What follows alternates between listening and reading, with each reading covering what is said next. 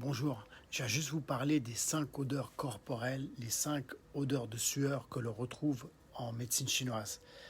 Par moment, on peut ressentir une odeur assez forte, assez bizarre, comme une sueur qui sent soit une odeur plutôt aigre, sucrée, voire rance. En fait, ça n'a rien à voir avec votre hygiène corporelle.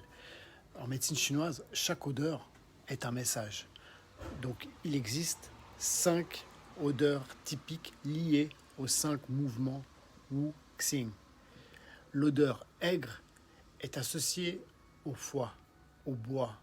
Une odeur aigre, souvent, peut être signe de tension, de frustration, de maladie du foie, de stagnation du qi du foie, un blocage.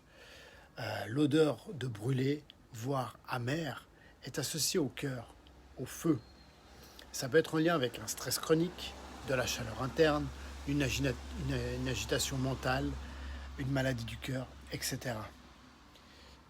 L'odeur sucrée va être plus en lien avec la rate, le pancréas, la terre. Une odeur douce peut traduire simplement qu'il y a une humidité interne, une fatigue ou éventuellement un surmenage mental, voire des maladies de ces organes associés.